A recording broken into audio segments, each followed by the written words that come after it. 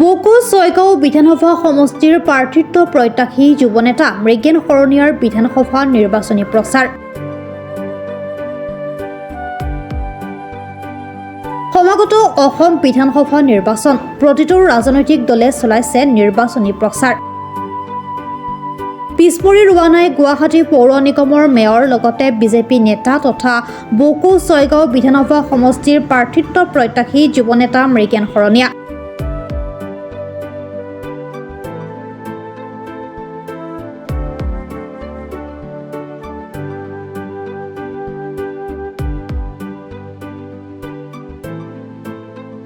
সমষ্টিটোৰ গাঁৱে গাঁৱে ঘূৰি নিৰ্বাচনী প্ৰচাৰ চলোৱা দেখিবলৈ পোৱা গৈছে। ৰবিবাৰে মৃগেন শৰণীয়াই হোলাগাঁৱৰ নামযজ্ঞত অংশগ্ৰহণ কৰাৰ উপৰিও বৰালিপাৰাত নিৰ্বাচনী প্ৰচাৰ কৰে। লগতে সন্ধিয়াৰ সময়ত কাহিবাৰী চমৰীয়া পঞ্চায়তৰ সভানেত্ৰী সবিতা মণ্ডলৰ ঘৰত বৈঠকত অংশগ্ৰহণ কৰি ৰাইজৰ লগত মত বিনিময় কৰে। আজি সুন্দৰ সন্ধিয়া আপোনালোকক লগ পাইছোঁ, আমি নথৈ আনন্দিত হৈছোঁ।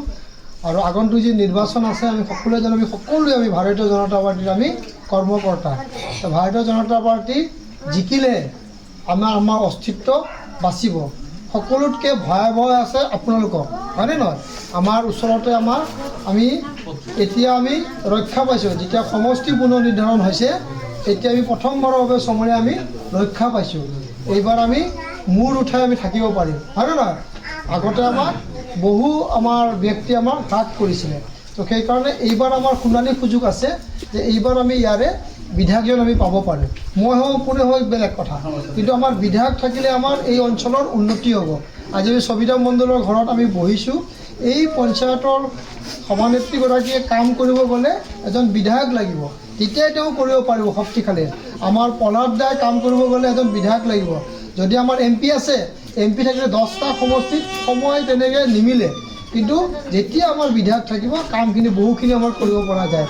আজি ইয়াতে আমি অৰুণোদয় কিমানে পাইছোঁ? অৰুণোদয় নোপোৱা কিমান আছে? নোপোৱা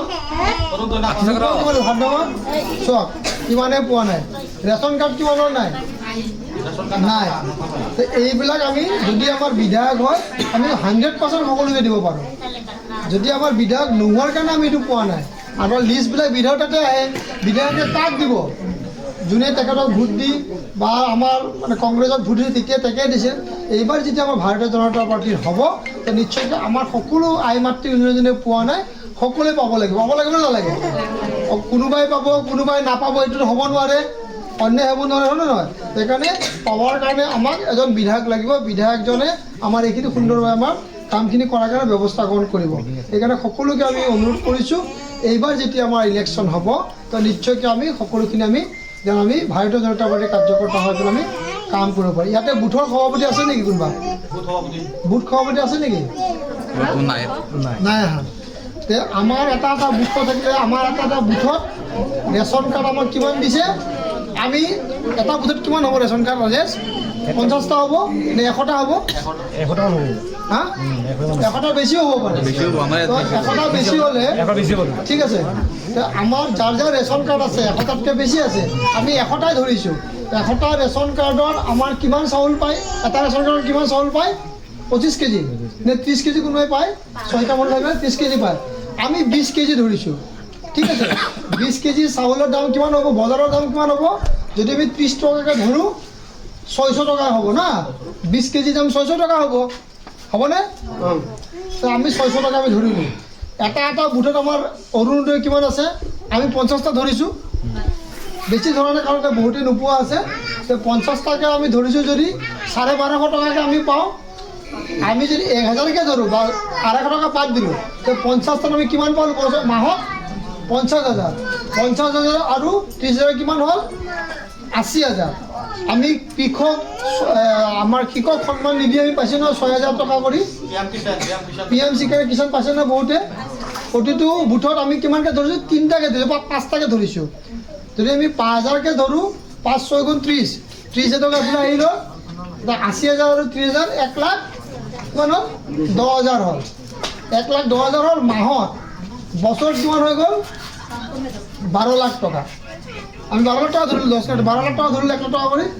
মই বহুত কমকৈ ধৰিছোঁ, বহুতে পোৱা নাই বুলি কওঁতে মই কম ধৰিছোঁ। এতিয়া 12 লাখ টকা হৈ গ'ল এটা বুথত। আমাৰ ইয়াতে চমৰীয়া মণ্ডলত আমাৰ 54 বুথ 54 বুথ আছে। তাৰমানে আমি 10 লাখ টকা কৰি 54 ইনটু কিমান হ'ব? 5 কোটি টকা বছৰত চৰকাৰে ইয়াতে দি আছে। ভোকৰ পৰা লিপিকা তালুকদাৰৰ ৰিপৰ্ট, প্ৰাত টাইম ডিজিটেল।